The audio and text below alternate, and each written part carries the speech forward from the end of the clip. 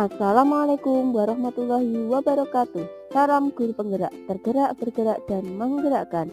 Perkenalkan, nama saya Eva Royatun, saya dari CGP Angkatan 9. Di sini saya akan menampilkan video tentang diseminasi pemahaman dan penerapan pengalaman budaya positif. Penyebaran pemahaman tentang budaya positif ini dilaksanakan pada Jumat 27 Oktober 2023 di SD Potorono.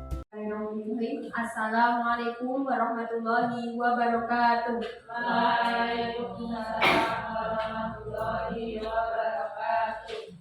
Yang terhormat Ibu Rustini selaku Kepala Sekolah SD Potorono, yang kami hormati Bapak, Ibu guru serta karyawan SD Potorono. Pertama-tama marilah kita panjatkan puji dan syukur kehadirat Allah Subhanahu wa Ta'ala yang telah melimpahkan rahmat serta hidayahnya sehingga pada kesempatan siang hari ini kita dapat berkumpul di ruangan ini dalam keadaan sehat walafiat. Tak lupa juga salawat serta salam kita curahkan kepada junjungan Nabi Agung Muhammad SAW yang kita tunggu-tunggu syafaatnya pada yaumul qiyamah. Allahumma amin. Sebelumnya saya ucapkan banyak terima kasih kepada Bapak Ibu guru yang telah meluangkan waktunya sehingga dapat hadir, dapat mengikuti kegiatan KKG ini pada siang hari ini. Baik Bapak Ibu guru, di sini saya akan melaksanakan diseminasi atau penyebaran pemahaman mengenai budaya positif. Namun sebelumnya mohon maaf Bapak Ibu, ini nanti waktunya sekitar kurang lebih itu 1 jam. Jadi ini merupakan salah satu tugas saya yang sedang saya jalani dalam pendidikan guru penggerak ini, mendapatkan tugas untuk menyebarluaskan pemahaman mengenai budaya positif itu minimal 1 jam. Jadi mohon kerelaannya, waktunya, tenaganya, pikirannya, dan yang lainnya untuk mengikuti kegiatan di siang hari ini. Santai mawon, tidak apa-apa. Ini modelnya santai kok, tidak sepaneng dan tidak mengerjakan, hanya mendengarkan saja. Yang kedua, saya juga mohon maaf Bapak Ibu, mohon izin ini nanti video yang saya buat ini di-upload di YouTube ya Bapak Ibu guru. Jadi misalnya kalau ada yang seliweran di YouTube kok ada wajah-wajah Bapak Ibu guru, mohon izinnya nggih untuk kerelaannya di-upload di YouTube karena diminta untuk di-upload di YouTube. Oke, selanjutnya di sini saya akan memaparkan mengenai budaya positif. Namun sebelum saya masuk ke materi, untuk lebih semangat biar tidak ngantuk, saya mempunyai sebuah tepukan. Ini namanya tepuk es jus. Saya contohkan dulu, nanti Bapak Ibu guru menirukan. Jadi seperti ini, tepuk es jus. Ting tong, ting tong, ting tong jus.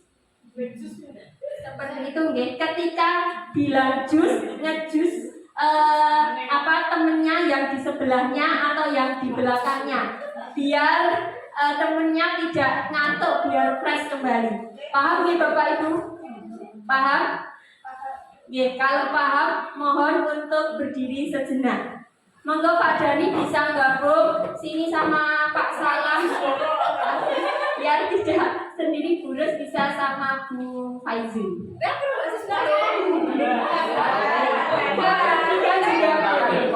Atau Pak Marjono boleh. Oke, kita bersama-sama ya. Tepuk es jus. Ting tong, ting tong, ting tong jus. Sambil ngejus temennya. Diulangi ya, ada yang belum ngejus. Diulangi ya Bapak Ibu. Silakan Pak Marjono boleh ngejus sambil Pak Dani Pak Marjono. Oke, diulangi ya. Tepuk es jus. Ting tong, ting tong.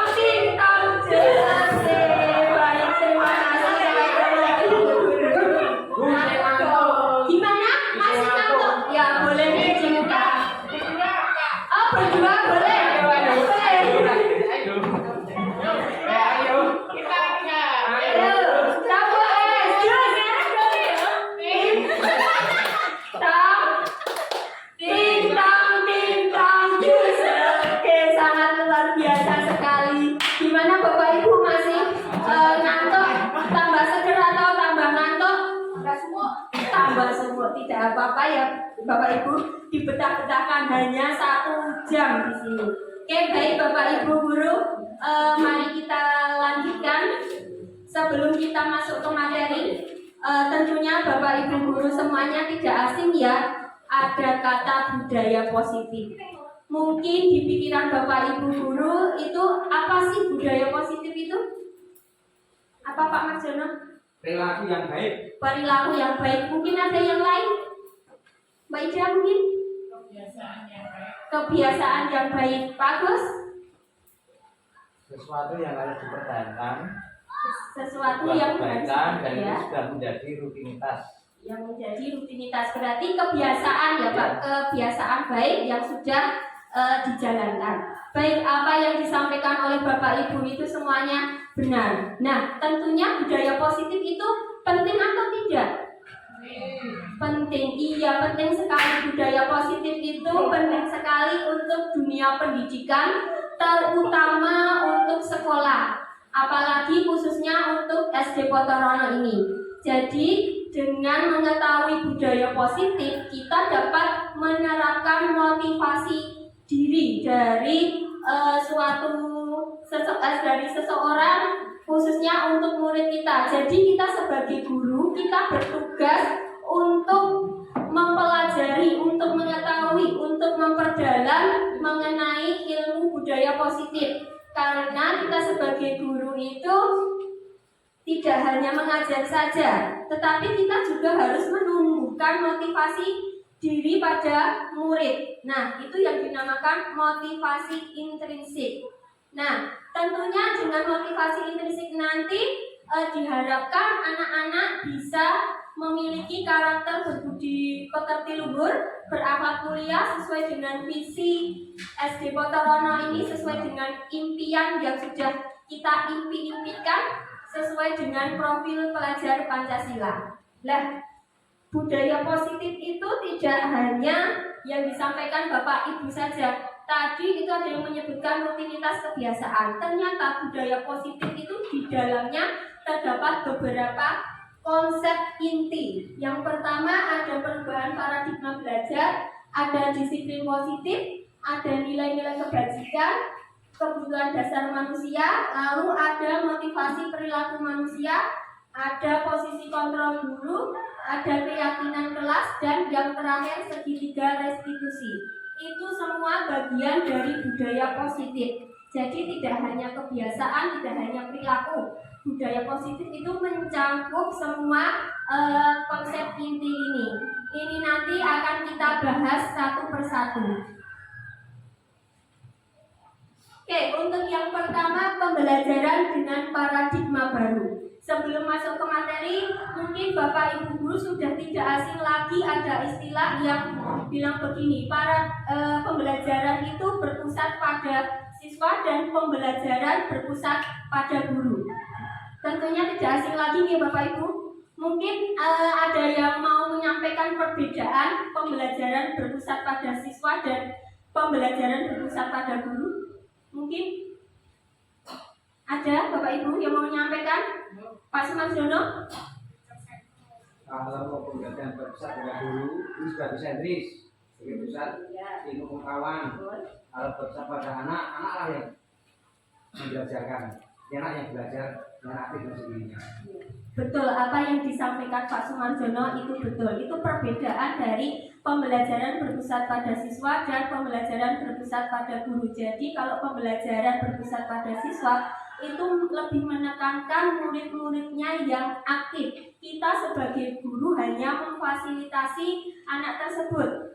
Jadi kita memfasilitasi anak untuk mencari pengetahuannya secara mandiri, tentunya dengan bimbingan kita, dengan gaya belajar mereka masing-masing, dengan minat belajar mereka masing-masing.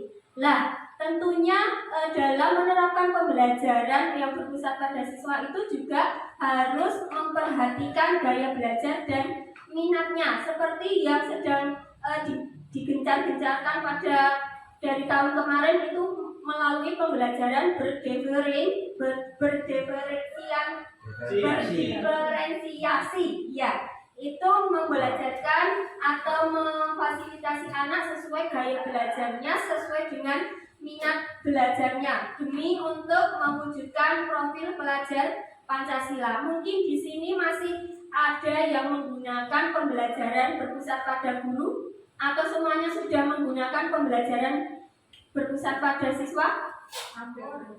Campur. Ada yang masih menggunakan pembelajaran berpusat pada siswa dan ada yang sudah pure menggunakan berpusat pada guru. Tidak apa-apa Bapak Ibu guru. Yang namanya perubahan itu sedikit demi sedikit. Yang kemarin masih menggunakan paradigma lama, mulai dari hari ini silakan diubah sedikit demi sedikit untuk menerapkan pembelajaran yang berpusat pada siswa seperti pembelajaran berdiferensiasi ini. Nah, apa sih gunanya itu harus diterapkan dalam pembelajaran di sekolah kita ini? Ya salah satu fungsinya agar kita itu bisa memfasilitasi anak-anak sesuai kebutuhannya, sesuai gaya belajarnya anak tersebut. Lanjut, yang kedua itu berkaitan dengan miskonsepsi tentang teori kontrol. Nah, miskonsepsi ini mencakup beberapa ilusi yang saya contohkan. Ini ada 4 ilusi. Ilusi guru mengontrol murid, maksudnya seperti apa? Nah, kita berpikiran selama ini kalau kita itu bisa mengontrol murid. Namun kenyataannya belum tentu. Misalnya, ada seorang murid yang bertindak tidak baik atau berperilaku yang tidak baik, terus kita minta untuk berubahlah jadi yang lebih baik, jangan seperti itu lagi. Mungkin dengan cara itu anak akan menuruti perintah kita untuk berbuat yang lebih baik. Akan tetapi itu berarti kita belum berhasil ya, belum tentu berhasil kalau kita itu bisa mengontrol anak tersebut. Karena kalau dari anaknya sendiri belum ada motivasi dari dirinya sendiri, mungkin suatu saat anak tersebut akan mengulanginya. Jadi kalau belum ada dari motivasi dirinya itu, suatu saat dia akan mengulanginya kembali. Terus yang kedua ada ilusi bahwa semua penguatan positif itu efektif dan bermanfaat. Itu hanya ilusi Bapak Ibu guru. Misalnya ada anak yang tadinya kok tidak mau piket, terus kita bujuk, kita rayu, ayo piket, ayo membersihkan kelas. Mungkin saat kita bujuk, kita rayu, dia akan melaksanakan piket. Lah, lain hari misalnya kalau tidak ada Bapak Ibu guru, belum tentu dia akan melaksanakan piket.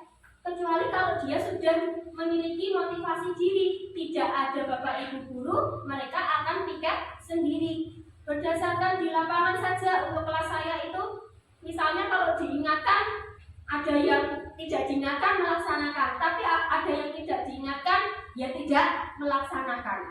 Itu wajar, berarti motivasi dari anak tersebut belum ada. Terus selanjutnya ilusi bahwa kritik dan membuat rasa bersalah mampu menguatkan karakter. Nah, jadinya itu hanya sebuah ilusi saja. Iya, hanya bayangan saja. Misalnya ada anak yang berbuat salah, kita kritik, kita berikan masukan, dia berubah, tidak mengulangi salahnya tersebut. Akan tetapi itu bukan berarti kita berhasil membentuk karakter anak tersebut.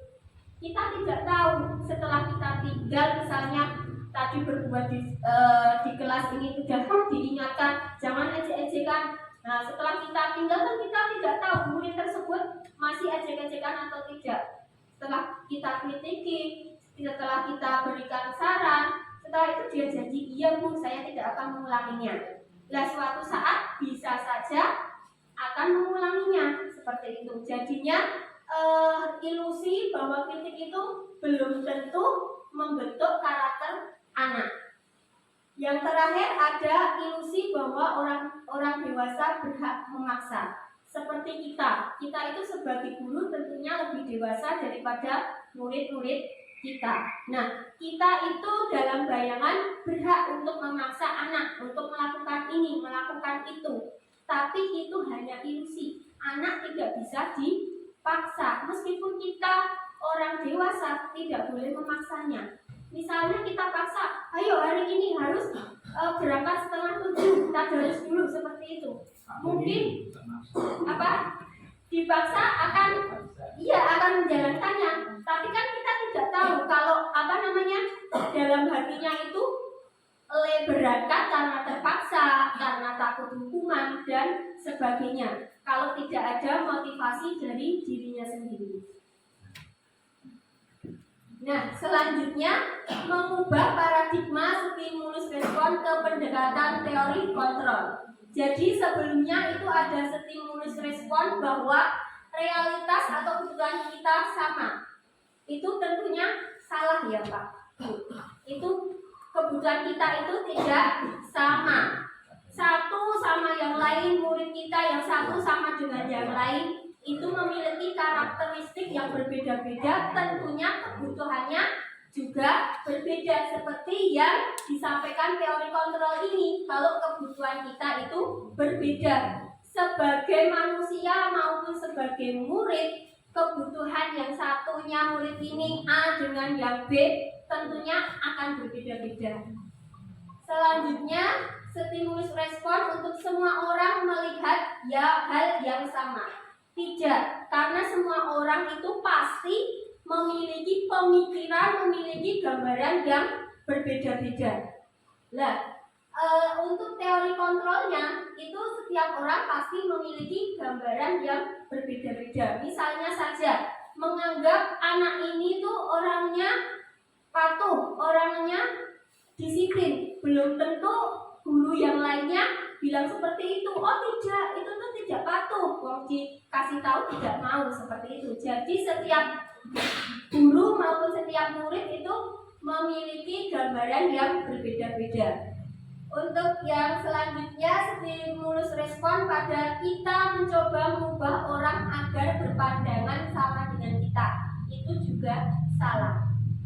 Kita tidak boleh mengubah orang agar berpandangan sama dengan kita. Berarti kita memaksakan bahwa pendapat kita itu harus sama dengan orang lain. Tidak. Tapi yang benar bagaimana? Kita berusaha untuk memahami pandangan orang lain.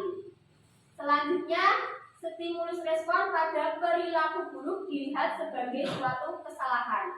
Ini yang masih sering terjadi. Misalnya ada murid yang berbuat suatu kesalahan, itu dianggap buruk, padahal tidak, itu salah. Semua perilaku itu memiliki tujuan. Misalnya ada anak yang bolos, itu belum tentu perilakunya buruk, tapi dilihat dulu tujuan dia membolos apa. Bisa saja dia pengen BAB di sekolah, tidak bisa, terus pulang bolos, seperti itu misalnya, seperti itu. Jadi semua hal atau semua perilaku itu memiliki tujuan, jadi belum tentu itu perilaku buruk.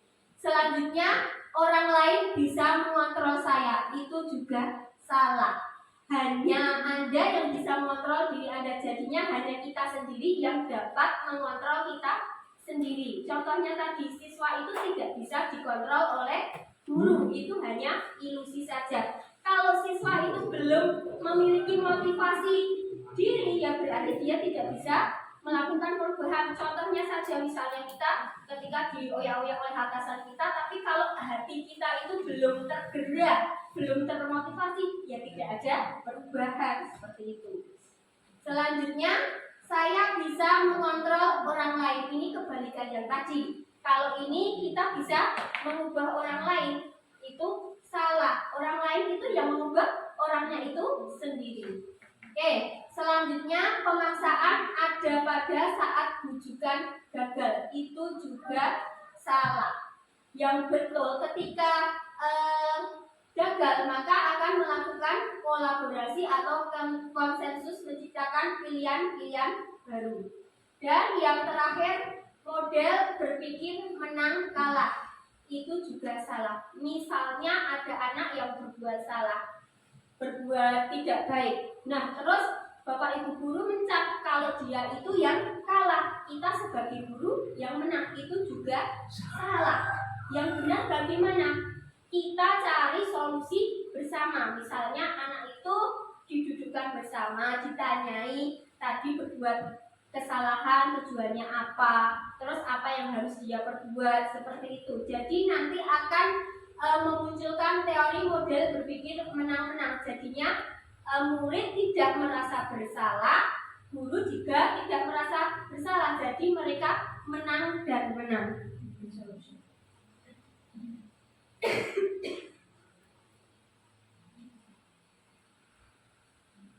Oke, selanjutnya kita ke masuk disiplin positif.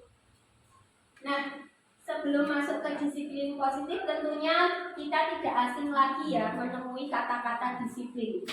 Ada yang terdapat tertempel di dinding, itu ada aturan kalau kita anak-anak harus harus memakai ini, harus mentaati aturan dan sebagainya. Nah, itu bagian dari disiplin.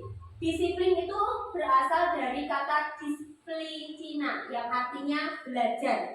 Disiplin mengacu pada disiplin diri yang memiliki tanggung jawab terhadap apa yang dilakukan berdasarkan nilai-nilai yang diyakininya. Misalnya ada murid seperti tadi, kembali lagi ke motivasi diri, kalau dia disiplinnya itu hanya karena takut, karena hanya mencari harga diri dan sebagainya, berarti dia belum meyakini nilai-nilai yang diyakininya. Selanjutnya, disiplin positif itu merupakan salah satu cara penerapan disiplin yang bertujuan untuk menumbuhkan kesadaran serta memberdayakan peserta didik tanpa imbalan, penghargaan, ribet, ancaman, atau hukuman. Jadi ketika kita menerapkan disiplin di kelas kita, terutama di kelas kita, itu anak-anak akan melaksanakan aturan atau keyakinan yang sudah diyakininya itu tanpa memikirkan penghargaan, hukuman, ancaman maupun yang lain. Tapi apa? Dari motivasi dirinya sendiri. Nah, kita sebagai pendidik itu tujuan kita adalah menciptakan peserta didik yang memiliki disiplin diri sehingga mereka berperilaku mengacu kepada nilai-nilai kebajikan universal dan memiliki motivasi intrinsik dalam perubahan perilaku ke arah yang lebih baik. Jadi disiplin positif ini sangat penting untuk kita maupun untuk anak-anak kita. Gunanya yaitu untuk apa? Menciptakan motivasi diri anak-anak.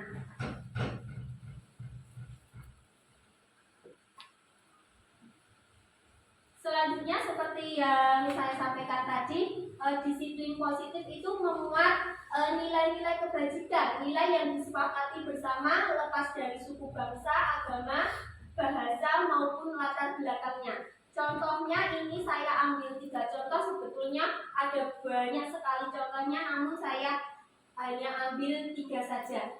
Yang pertama itu nilai kebajikan yang tertuang pada profil pelajar Pancasila, seperti yang digencar-gencarkan tahun ini, bahwa profil pelajar Pancasila itu memiliki berapa nilai Bapak Ibu?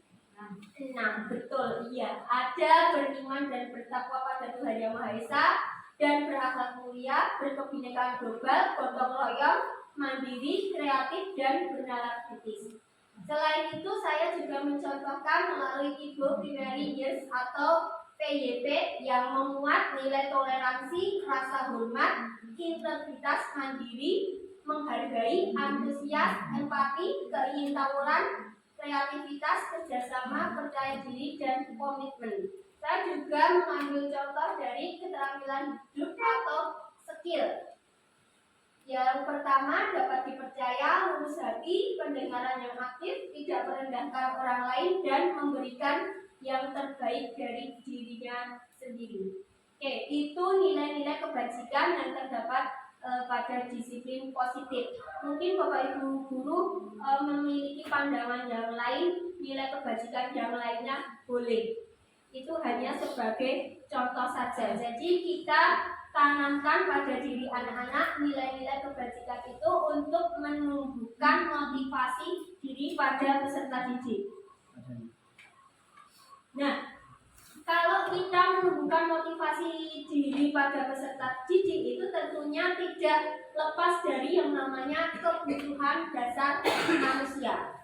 Yang namanya kebutuhan berarti mau tidak mau harus dipenuhi. Kebutuhan dasar manusia itu adalah segala sesuatu yang kita lakukan untuk mendapatkan apa yang kita lakukan untuk mendapatkan apa yang kita inginkan. Jadi kita melakukan apapun untuk yang diinginkan kita. Kita itu pengen seperti apa, berarti saya harus melakukan apa, seperti itu.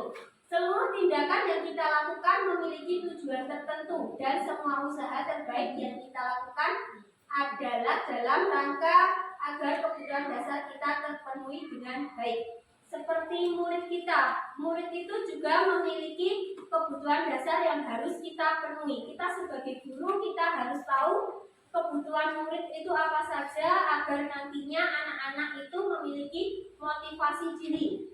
Nah, ini ada kebutuhan dasar yang harus dipenuhi itu ada 5 kebutuhan dasar manusia. Murid juga termasuk manusia, berarti harus terpenuhi 5 kebutuhan dasarnya ini. Yang pertama bertahan hidup, yang kedua kasih sayang dan rasa terima, yang ketiga penguasaan, yang keempat kebebasan, dan yang terakhir kesenangan. Untuk yang bertahan hidup, misalnya ada anak-anak yang lapar, kira-kira akan mengganggu aktivitas pembelajaran tidak? Mengganggu. Misalnya kalau ada anak lapar seperti itu, Bapak Ibu guru tidak boleh langsung menghukum ya Bapak Ibu. Ditanya dulu kenapa lapar, kenapa tadi tidak makan atau sebagainya. Jadi kita tidak boleh langsung salah orang sarapan seperti itu, tapi kita tanya dulu di rumah itu tadi sempat sarapan atau tidak, mungkin saja tidak disiapkan orang tuanya atau bagaimana. Terus pakaian itu juga harus kita perhatikan. Misalnya kalau ada murid kita yang tidak memakai seragam, ya kita tidak boleh langsung menghukumnya, tapi kita tanya dulu, kok seragammu itu, kenapa kok pakai itu, seperti itu. Ya, jadi ditanya dulu alasannya melakukan atau melanggar aturan itu kenapa. Terus tempat tinggal ini juga mempengaruhi motivasi diri anak, karena misalnya tempat tinggalnya kok dilalai jauh sekali, mesti juga motivasi diri anak sama yang tinggalnya dekat dengan yang jauh itu berbeda. Misalnya kalau yang dekat itu lebih nyantai, jadi tidak perlu persiapan yang begitu nyerepek ya. Kalau yang jauh kan harus disiapkan dari malamnya seperti itu. Jadi motivasinya untuk pergi ke sekolah itu berbeda-beda. Terus keamanan dan kesehatan. Murid membutuhkan keamanan. Nah, tentunya kalau di sekolah kalau kita tidak memberikan rasa aman, murid juga tidak akan nyaman ketika mengikuti pembelajaran. Ketika murid sakit, kok dilalahnya ada murid kok kepalanya ditaruh di meja, kok dia kelihatan lemas, ya ditanyai kenapa, sakit apa gimana atau capek seperti itu. Kita tidak boleh langsung menghakimi. Oke, selanjutnya kasih sayang dan rasa diterima. Nah, tentunya semua orang khususnya murid itu pasti harus memiliki rasa diterima. Jadinya kita itu harus menciptakan suasana yang semua murid itu bisa menerimanya tanpa mengucilkan. Terus dipedulikan. Misalnya kalau ada anak yang dilalahnya misalnya kok lambat belum bisa membaca seperti itu, kita tidak boleh mengucilkan, membeda-bedakan. Kita tetap peduli, kita samakan dengan yang lainnya seperti itu. Terus berbagi kerjasama. Nah ini murid-murid juga harus diajarkan untuk saling kerjasama biar terbiasa juga dalam masyarakat nanti. Terus menjadi bagian dalam kelompok. Jadi ketika Bapak Ibu guru membentuk kelompok, itu juga harus memastikan bahwa anak-anak tersebut itu diterima oleh teman-temannya dan merasa menjadi bagian dari kelompok itu. Jangan ada yang merasa seperti ini, misalnya enggak kok saya nggak diajak belajar, saya nggak diajak diskusi seperti itu. Jangan sampai. Kita harus memastikan dulu bahwa kelompok itu benar-benar bisa menerima dan merasa menjadi bagian dari kelompok tersebut. Terus selanjutnya ada harga diri, keinginan untuk dianggap seperti mirip tadi ya, menjadi bagian dalam kelompok. Terus memimpin. Nah, memimpin ini bukan hanya memimpin di kelas ya Bapak Ibu guru. Misalnya saja ketika ada kegiatan sekolah, Bapak Ibu guru bisa melibatkan anak-anak untuk menghandle suatu kegiatan. Jadi anak-anak diberikan kesempatan untuk memimpin, untuk menjadi pemimpin. Dari yang sederhana dulu di kelas, misalnya kayak diskusi kelompok. Nah, nanti ada yang jadi ketua, ada yang jadi anggotanya. Ketuanya nanti menjadi pemimpin. Kalau bisa pemimpinnya misalnya setiap pembelajaran itu berbeda-beda, jadinya semua anak akan merasakan menjadi pemimpin. Terus berprestasi diakui dan didengar. Ketika ada anak yang ingin mengutarakan pendapatnya, sebaiknya kita harus mendengarkan, memperhatikan apa yang disampaikan, seperti itu. Selanjutnya mandiri, memiliki pilihan, mencoba hal baru, mampu mengendalikan diri. Nah, mandiri ini seperti yang saya contohkan waktu dulu ketika ada kegiatan, misalnya seperti yang dicontohkan Bu Faizun itu saat kultum keputrian itu lebih baik yang membuat teksnya anaknya dulu, baru kita koreksi. Berarti dia berlatih mandiri dan secara tidak langsung berlatih bertanggung jawab. Oke, selanjutnya kesenangan, bermain, humor, antusiasme dan tertawa. Kita tidak boleh melarang anak-anak untuk tertawa dan bercanda ya Bapak Ibu guru. Karena mungkin dari siswa yang di rumah itu tidak bisa tertawa, terus melepaskan rasa kesenangannya itu di sekolah. Jadi kita berikan waktu mereka untuk bercanda, saling tertawa dan sebagainya. Jadi anak-anak itu juga harus butuh bercanda. Yang penting dalam pemantauan kita, bercandanya itu merugikan atau tidak.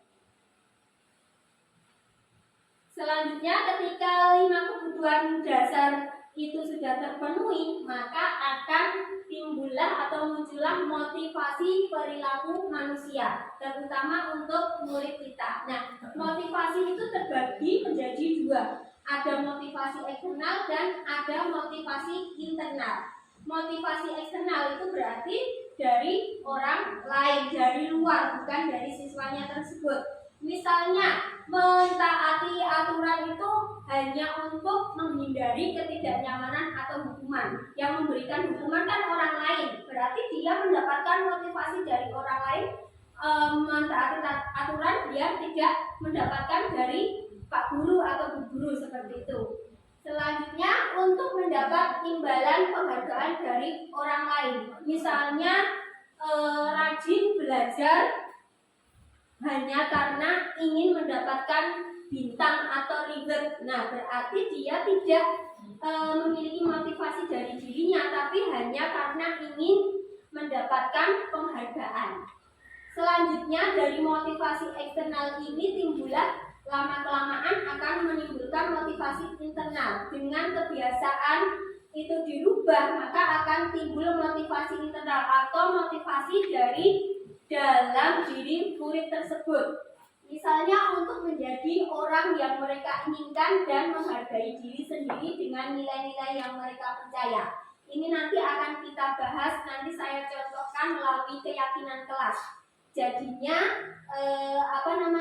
mentaati tata tertib itu berdasarkan persetujuan, berdasarkan pendapat antara siswa yang satu dengan yang lainnya.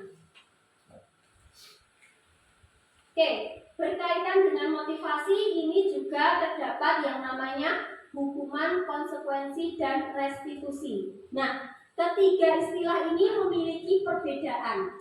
Kalau hukuman itu tidak terencana dan tiba-tiba. Misalnya ada anak yang tidak memakai topi, langsung dihukum baris di sebelah utara sendiri. Nah, itu termasuk hukuman. Jadi kita memberikan hukuman.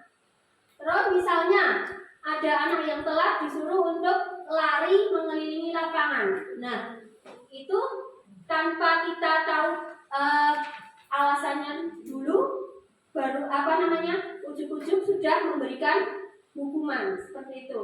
Terus bersifat satu arah.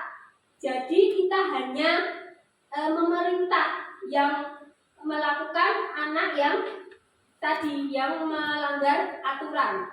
Terus berupa hukuman fisik atau psikis yang saya contohkan tadi. Misalnya untuk lari mengelilingi lapangan, itu berarti hukuman fisik. Nah, kalau untuk saat ini mulai dari kemarin-kemarin juga tidak boleh ya kalau menghukum fisik maupun psikis. Oke, selanjutnya mungkin ada yang menerapkan konsekuensi apabila ada anak-anak yang melakukan kesalahan. Misalnya terencana dan disepakati sesuai peraturan. Misalnya kalau di kelasnya Pak Marjono kalau tidak mengerjakan PR, konsekuensinya apa Pak? Nguras fisik. Itu konsekuensinya. Jadi kalau konsekuensi itu sudah berdasarkan kesepakatan, tapi yang pertama mengusulkan itu bukan muridnya, tapi siapa? Pasti gurunya. Ya. Selanjutnya murid tetap dibuat tidak nyaman. Ya jelas kalau yang buat itu gurunya, yang melaksanakan muridnya tidak sesuai dengan apa yang mereka inginkan, tentu tidak nyaman.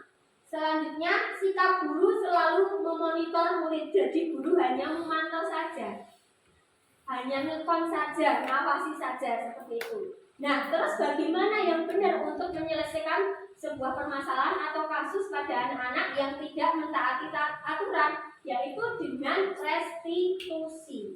Nah, proses menciptakan kondisi bagi murid untuk memperbaiki kesalahan. Jadi, anak-anak yang memiliki kesalahan atau membuat kesalahan itu diajak ngobrol, diajak kolaborasi untuk mencari solusi sendiri. Jadi yang kita terapkan, yang harus kita terapkan mulai hari ini, mungkin kalau dari kemarin-kemarin masih menerapkan hukuman dan konsekuensi, mulai dari sekarang kita terapkan restitusi. Jadi anak nyaman, guru juga nyaman. Anak-anak tidak akan merasa bersalah dan guru pun tidak merasa bersalah. Misalnya memberi hukuman kok anaknya sampai lemas, itu kira-kira nanti bapak ibu guru merasa bersalah tidak? Iya, merasa bersalah. Tadi kok ya saya hukum misalnya nguras WC seperti itu. Nah, pasti ada rasa bersalahnya juga. Oke. Selanjutnya, seperti yang tadi saya sampaikan, guru itu memiliki posisi kontrol. Jadi posisi kontrol guru itu ada 5 bagian sebagai penghukum. Di sini ada yang sering menjadi posisi penghukum seperti tadi. Kalau ada siswanya yang salah langsung dihukum, suruh lari, suruh ngosek WC, berarti masuk ke dalam bagian penghukum. Ada yang sebagai teman, misalnya seperti ini. Ada yang melanggar peraturan. Ada seorang guru yang menitipkan anak-anak didiknya kepada guru yang lain. Ada siswa yang tidak mengerjakan, lalu guru yang dititipi itu bilang seperti ini, ayolah dikerjakan biar nanti saya tidak dimarahi sama bu siapa, seperti itu. Berarti kan dia mengajak seperti teman. Nah, biasanya ini posisi teman. Selanjutnya, pembuat merasa bersalah. Jadinya misalnya ada anak yang membuat kesalahan itu langsung dituduhkan, ini tadi loh kamu tuh sudah melanggar ini. Secara tidak langsung dia akan langsung merasa bersalah. Bapak Ibu sering seperti ini? Sering. Oke, terus selanjutnya pemantau. Nah, ini pemantau itu yang paling aman. Misalnya seperti ini, ada anak yang tidak membawa atribut topi misalnya, tidak dihukum, tidak diberi konsekuensi, tapi hanya bilang seperti ini, ya udah tidak apa-apa, nanti beli di koperasi, besok jangan lupa lagi ya. Itu hanya pemantau saja, itu paling aman. Anaknya nyaman, gurunya juga tidak memiliki beban. Gurunya aman. Ya, guru aman, anak aman. Koperasi payung. Tapi yang benar seorang guru itu harus sebagai manajer. Manajer itu maksudnya seperti apa? Ya, kita harus bisa sebagai atasan, harus bisa mengajak anak untuk mencari solusinya. Solusinya seperti apa? Saya contohkan. Nah, ini ada kasus ya tadi seperti yang saya sampaikan. Siswa tidak memakai atribut saat upacara bendera. Sebagai posisi penghukum langsung ini, misalnya, silakan hormat bendera selama 1 jam. Nah, itu tadi dulu pernah ya Bu, zaman dulu ya, tapi sekarang tidak boleh. Oke. Terus selanjutnya pembuat merasa bersalah seperti yang saya contohkan tadi. Oke, selanjutnya ada sebagai teman ini. Ayo dong, ikuti aturan sekolah, tolong bantu ibu ya, sudah tidak apa-apa, lain kali jangan diulangi lagi ya. Nah, itu hanya kayak teman. Kira-kira kalau seperti itu kan anak-anak akan mengulanginya tidak? Mengulanginya, berarti ini belum tepat. Terus yang sebagai pemantau, nah yang saya bilang tadi, guru aman, anak aman, koperasi lancar payung, ya ini paling aman. Oh iya, tidak apa-apa. Oke, nah ini ada contoh. Silakan Bapak Ibu guru menebak mana yang sebagai penghukum, manajer, teman, atau pembuat merasa bersalah. Saya berikan waktu 5 menit untuk memikirkan 3 contoh ini.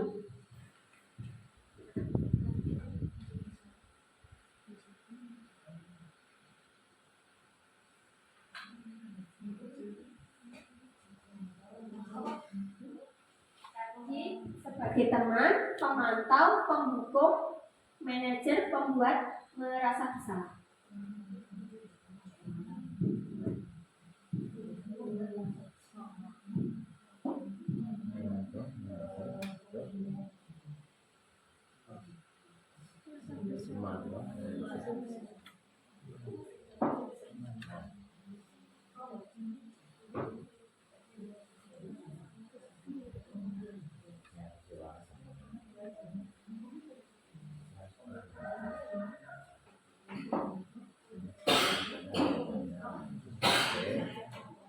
Mungkin ada yang menyampaikan untuk yang paling atas, saya kecewa sekali dengan kamu. Itu posisinya berarti sebagai apa? Kalau melontarkan kata-kata seperti itu. Apa Pak? Penghukum. Mungkin ada yang lain? Pembuat merasa bersalah. Kan bilang seperti itu Pak, saya kecewa sekali dengan kamu. Secara tidak langsung anak langsung merasa bersalah. Ya enggak Pak? Kalau penghukum itu tidak ada hukumannya. Ya, betul. Jadi itu pembuat merasa bersalah. Yang bawahnya kamu tidak pernah benar melakukannya. Gimana?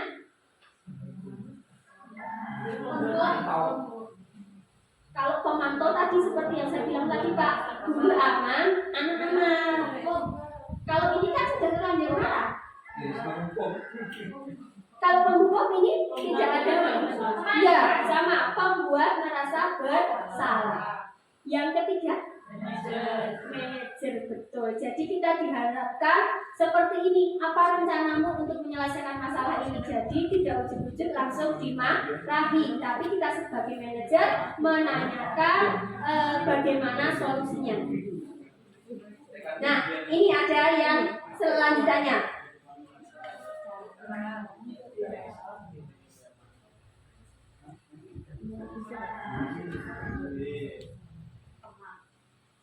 Bapak Marjono yang atas sendiri?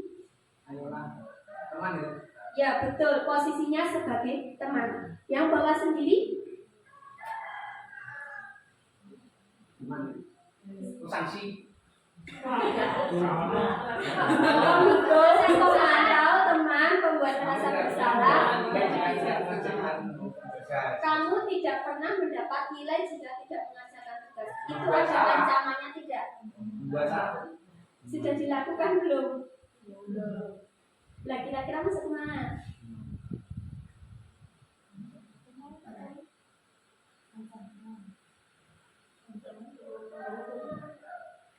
Mungkin orang ber-PR, orang biji. Nah, betul itu. Jadi itu baru pembuat merasa bersalah, belum masuk ke posisi penghukum karena kan belum menghukum. Baik Bapak Ibu Guru, mari kita lanjutkan. Nah, dengan adanya kasus, adanya permasalahan untuk menyelesaikannya, kita sebagai guru diharuskan untuk menjadi posisi manajer. Nah, salah satunya apabila ada anak yang melanggar peraturan, kita buat yang namanya keyakinan kelas. Mungkin Bapak Ibu Guru tidak asing lagi yang namanya keyakinan kelas. Mungkin sebelumnya kalau Bapak Ibu Guru itu menggunakan kata peraturan kelas, ya enggak? Peraturan kelas.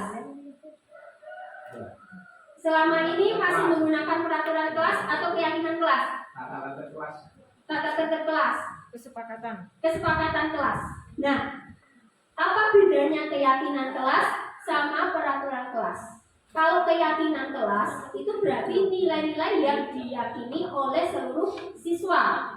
Jadinya semuanya mengeluarkan pendapatnya, mengeluarkan keinginannya untuk menciptakan sekolah yang kondusif atau kelas yang kondusif. Kalau peraturan itu hanya dibuat oleh satu pihak dan yang lainnya hanya melaksanakannya. Tidak boleh melanggar, harus melaksanakan seperti itu. Jadi perbedaannya kalau peraturan itu hanya gurunya yang yang membuat, tapi kalau keyakinan kelas itu dibuat secara bersama-sama. Jadi anak-anak nanti diberikan penjelasan dulu. Misalnya kalau untuk menciptakan kelas yang bersih, berarti kalian harus menerapkan keyakinan kelas seperti apa? Nah, dalam membuat keyakinan kelas itu tidak boleh menggunakan kata-kata yang negatif. Misalnya, tidak boleh membuang sampah sembarangan. Ada kata tidak, berarti sebaiknya jangan dipakai karena nanti bisa menimbulkan pemikiran negatif.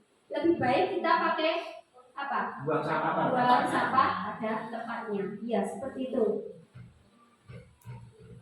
Nah, dalam pembentukan keyakinan kelas itu bersifat abstrak, berupa pernyataan universal, dibuat dalam pernyataan positif yang saya bilang tadi, sebaiknya menghindari kata-kata negatif. Terus sedikit saja agar mudah diingat. Jadi kalau membuat keyakinan kelas itu tidak perlu dowo-dowo, tapi intinya saja gitu.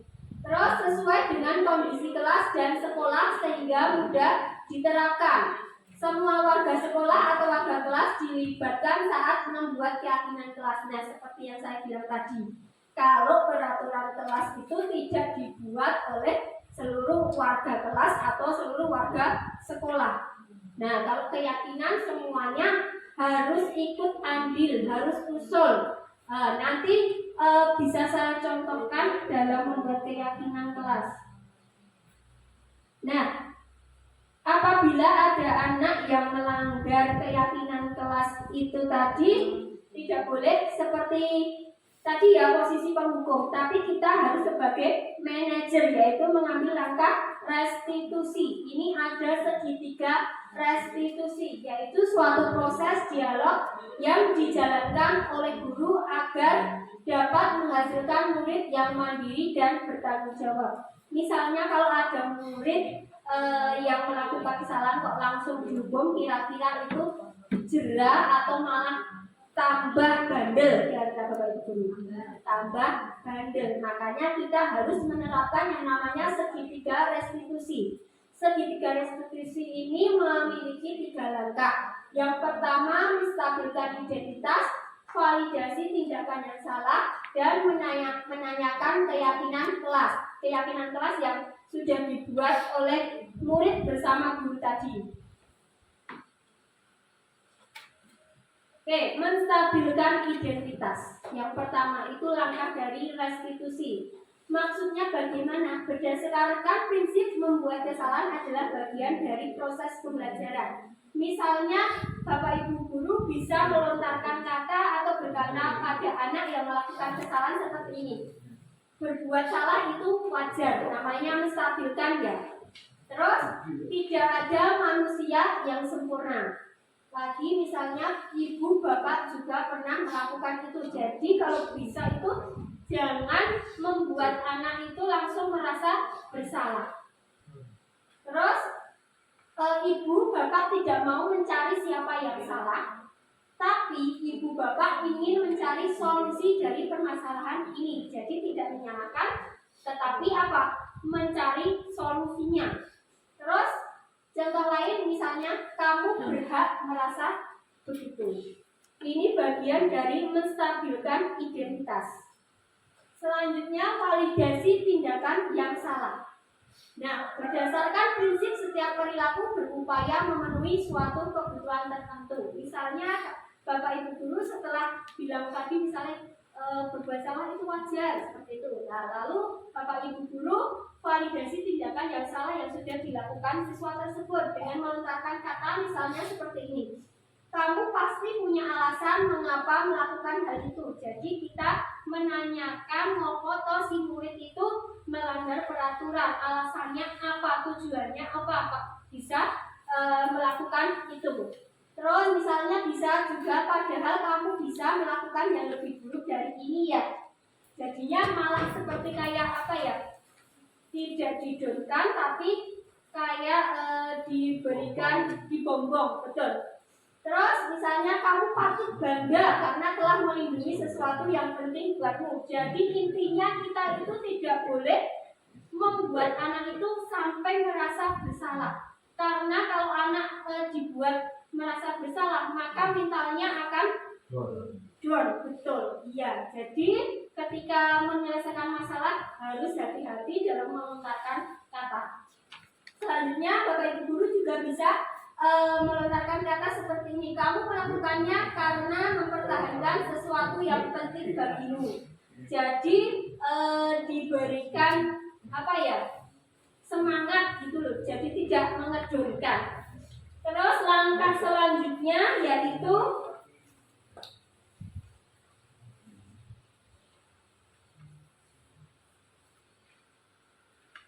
validasi tindakan yang salah. Maaf tadi ini salah Bapak Ibu guru. Yang betul apa tadi yang terakhir? Mencari atau meyakinkan keyakinan kelas apa yang telah dibuat. Jadi setelah tadi ngobrol terus menanyakan kepada murid tersebut apa keyakinan kelas kita. Nah kalau misalnya kalau tidak piket, melanggar peraturan tidak piket, nah berarti keyakinan kelas apa yang sudah kamu langgar, seperti itu. Misalnya tidak nyapu kelas, padahal keyakinan kelas kita harus piket sesuai dengan jadwalnya, seperti itu. Misalnya lagi nilai-nilai apa yang telah disepakati bersama. Jadi biar anak itu sadar, oh aku wis melanggar keyakinan kelas ini loh, seperti itu. Terus selanjutnya misalnya juga bisa melontarkan kata seperti apa gambaran sebuah kelas yang ideal menurut kamu. Jadi anak itu disuruh untuk mengeluarkan pendapatnya biar kelasnya itu bersih. Kalau tadi kan sudah tidak piket, lah biar bersih itu menurut kamu seperti apa, harus bagaimana. Jadi anak biar mencari solusi sendiri sebelum kita mencarikan solusi bersama. Terus selanjutnya kamu ingin menjadi orang yang seperti apa? Nah, berarti kan menanyakan keinginan muridnya itu seperti apa.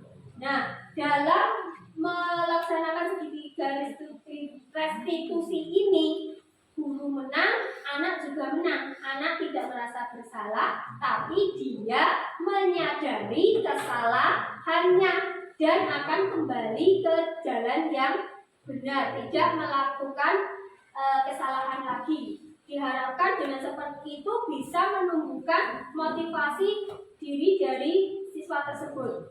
Kalau kita menghukum, mungkin malah tadi seperti yang Bapak Ibu guru sampaikan akan tambah bandel, istilahnya malah soyong ngece seperti itu. Ya. Oke, ini ada contoh yang sudah saya lakukan. Ini ceritanya Valen itu mengerjakan tugas, tetapi Ilham itu niru terus ya, nyontek tugasnya Valen, dan Valen ini tidak terima, langsung menggebrak meja. Nah, kita tidak boleh langsung marah, tapi kita panggil, dan memanggilnya itu juga jangan sampai gimana ya, teman-temannya itu jadi lihat seperti itu loh, kayak Valen harus seperti itu. Tapi kalau bisa diam-diam biar harga diri anak tersebut tidak down seperti itu. Dan kalau bisa jangan di tempat umum, misalnya Len ikut bu guru ya ke sana ya, seperti itu misalnya. Ini saya menggunakan ruang BK yang saya gunakan. Jadi ini saya menerapkan segitiga restitusi. Apa Pak Dani? Oh iya. Mungkin tidak kedengeran nih.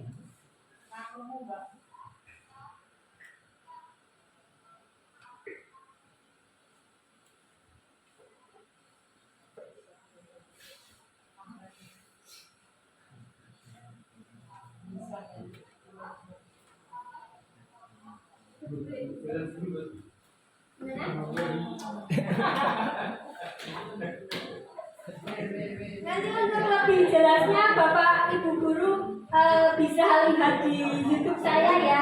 Itu sudah saya upload di YouTube. Jadi intinya apa Pak?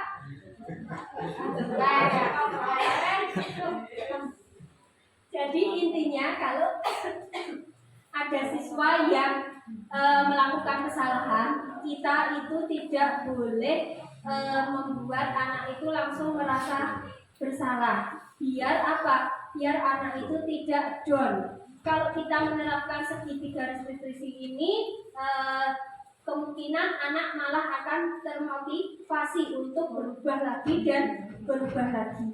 Nah, jadi budaya positif salah satunya itu tadi, menerapkan segitiga restitusi dalam menyelesaikan permasalahan. Ini tidak hanya untuk murid ya Bapak Ibu guru.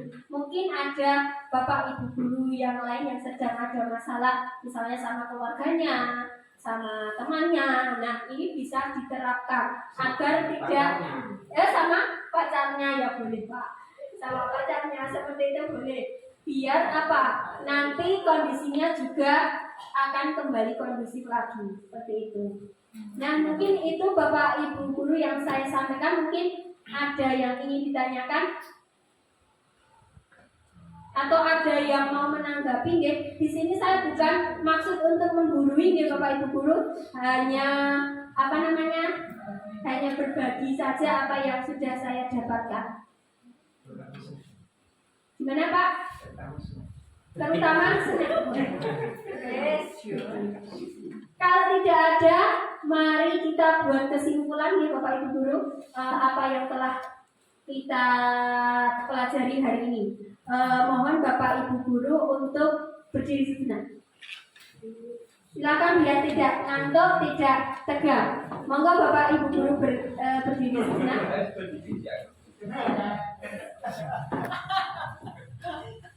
Oke, untuk membuat kesimpulan ini silahkan Bapak Ibu Guru melontarkan satu kalimat yang berkaitan dengan yang telah kita pelajari.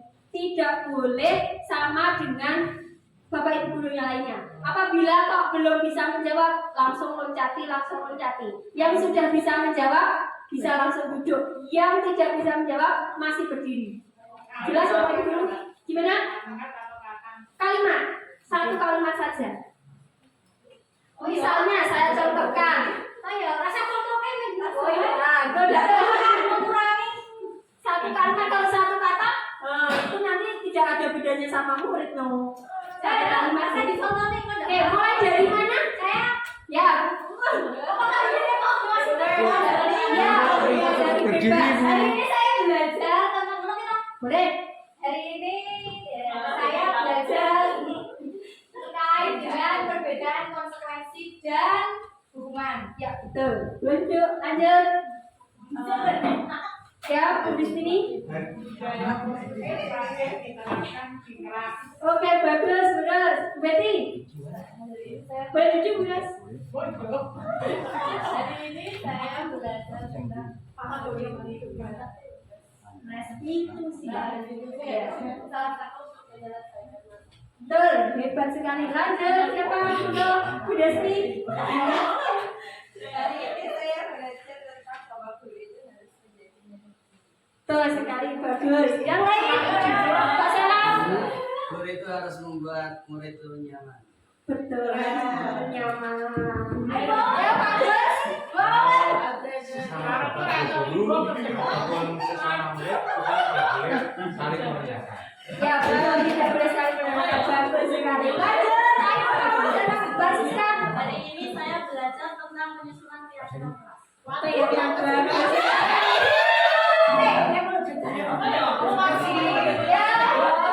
Yang lain. Hari ini saya belajar tentang tidak boleh buku siswa. Ya, betul, boleh. Boleh itu, Pak. Banyak. Konsepsi. Oke, boleh. Ya,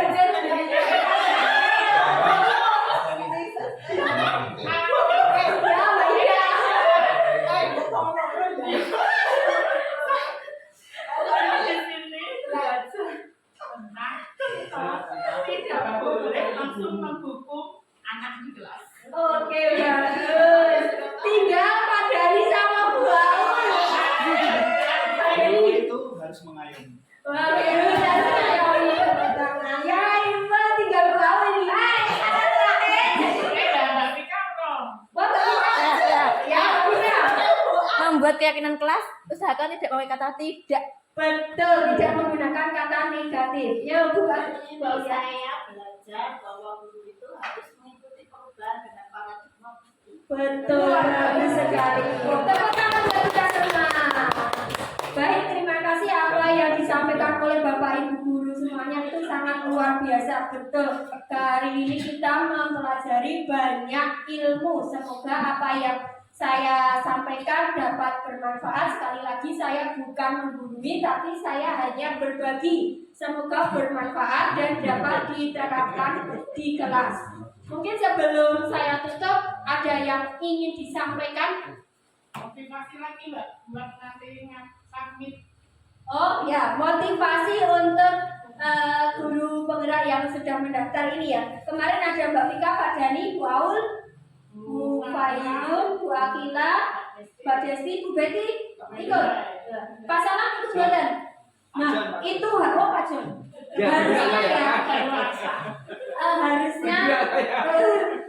Harusnya Pak Salam ikut Pak, karena nanti toh misalnya Pak Salam itu keterima CGP nanti. Langsung Iya betul, itu untuk masuk ke P3K-nya itu lebih gampang karena istilahnya sudah punya gaman. Sama seperti kita yang belum serdi, nanti itu kita tidak melalui pendidikan lagi, tapi kita sudah mendapatkan tiket grading itu ya. Nanti kita hanya ikut tesnya saja.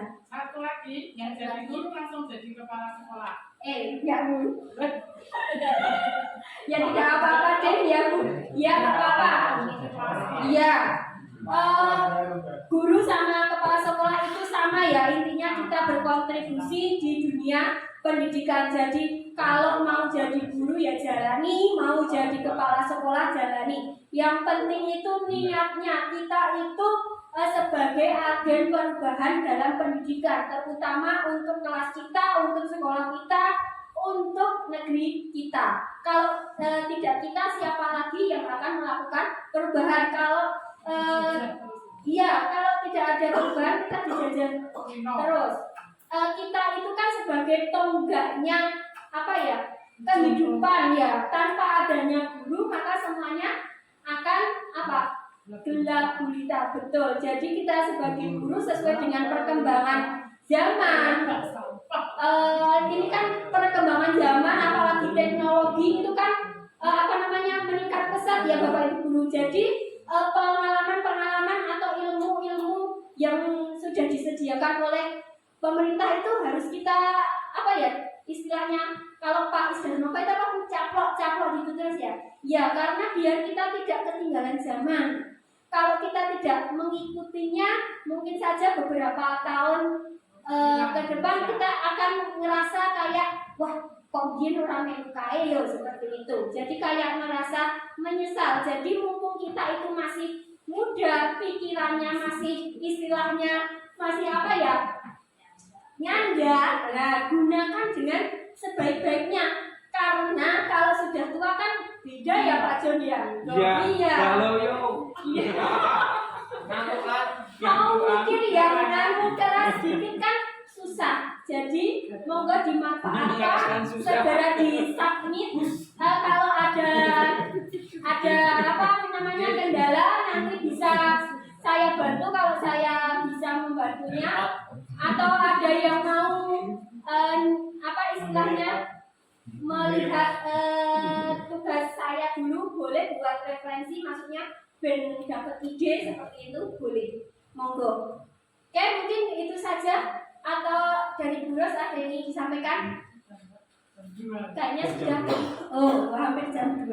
Oke, sesuai dengan peraturan tugas saya itu minimal 1 jam. Ini tadi sudah melebihi 1 jam ya Pak? Saya ucapkan sangat terima kasih kepada Bapak Ibu guru yang telah meluangkan waktunya. Jangan kapok,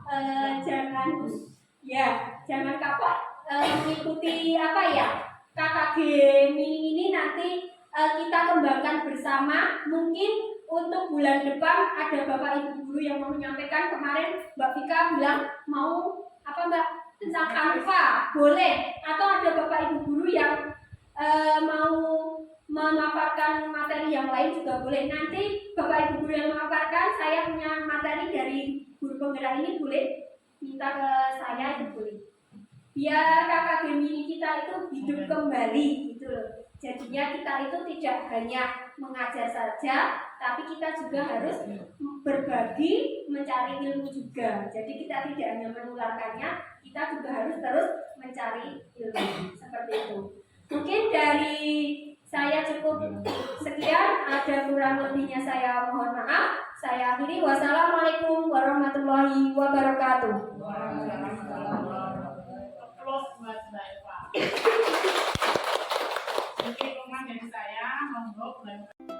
Selanjutnya saya sajikan sebuah video contoh penerapan keyakinan kelas pada kelas saya, yaitu kelas 6B. Selanjutnya, Assalamualaikum warahmatullahi wabarakatuh.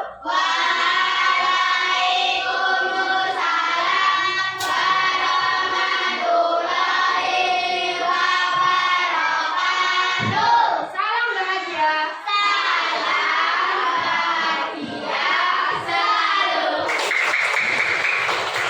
Ya, bagaimana kabarnya hari ini?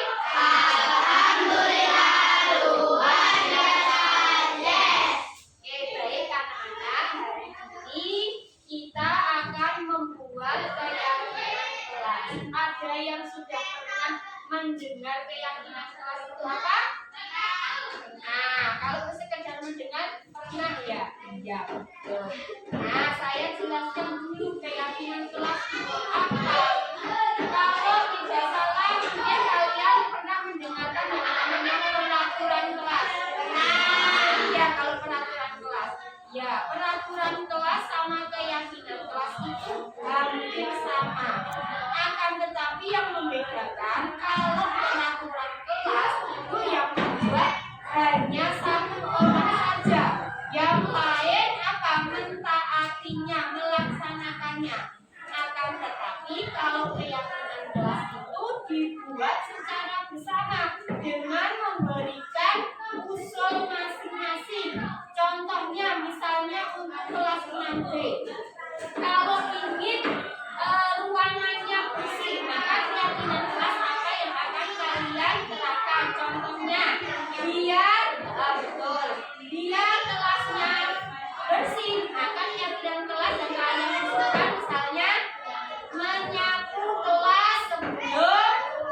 bel pelajaran, boleh membuang sampah di tempatnya seperti itu.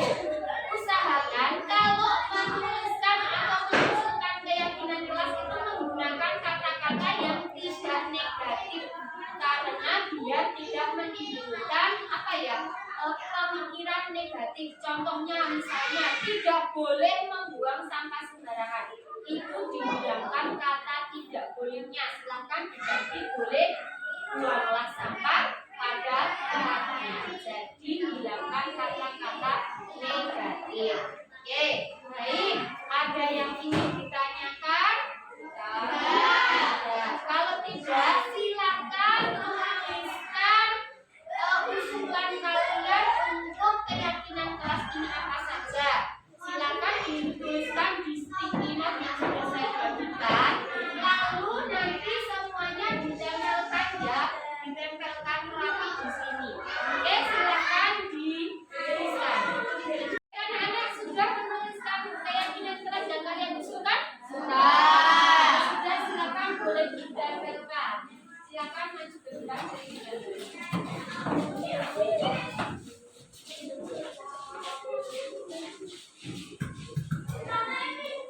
Baru yang ditutup yang rapi, kalau rapi tapi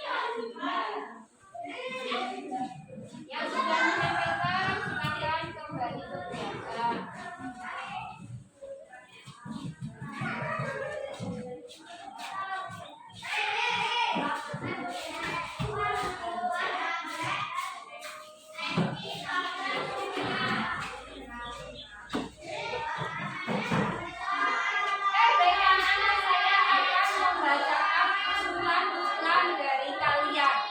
Nanti ada yang tidak setuju juga boleh, ada yang setuju juga boleh. Jadinya sesuai dengan kesepakatan dengan persetujuan kalian ya. Misalnya kalau yang dibuat Anita itu ada yang tidak setuju, boleh dihilangkan seperti itu. Oke, saya akan membacakan mengerjakan PR tepat waktu. Setuju nggak? Setuju. Berarti setuju. Oke. Menata hiasan dan karya dengan rapi, setuju tidak? Setuju. Menyirami tanaman yang kering, membenarkan hiasan yang lepas, setuju? Setuju. Terus saling membantu dan menghargai, setuju? Setuju. Melaksanakan piket kelas dan datang tepat waktu, tidak? Terus menjalankan piket kelas sebelum bel masuk, setuju? Setuju. Berangkat tepat waktu, menyirami tanaman, membuang sampah di tempatnya, setuju? Setuju. Masuk sebelum bel, setuju. Hampir mirip ya tadi. Membuat suasana kelas menjadi tenang, aman, damai, setuju? Berangkat lebih awal, setuju? Terus piket kelas sebelum berpelajaran tadi sudah menyirami tanaman juga sama ya tadi.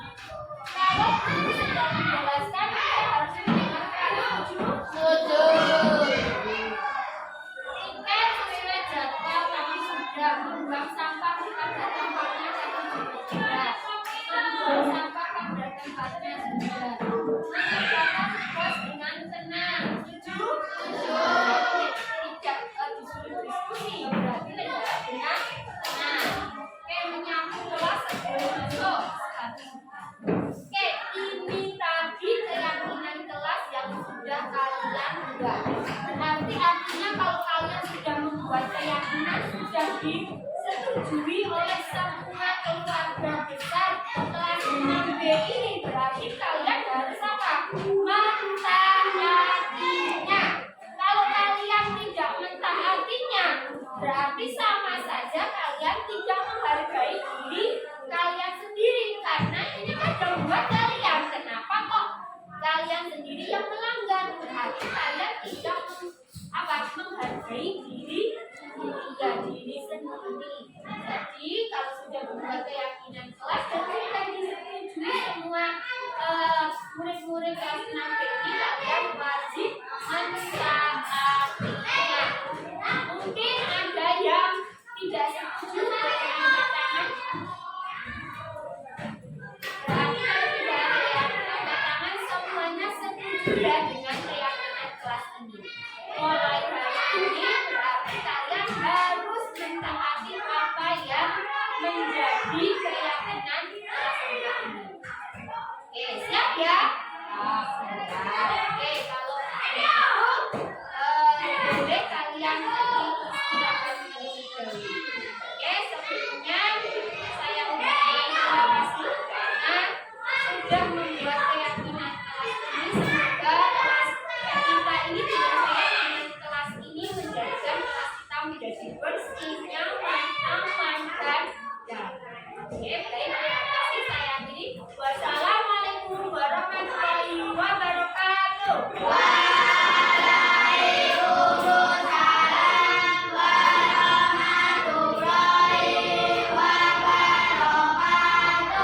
Baik Bapak Ibu guru hebat, itu tadi penyebaran pemahaman mengenai budaya positif. Semoga bermanfaat. Saya akhiri. Wassalamualaikum warahmatullahi wabarakatuh.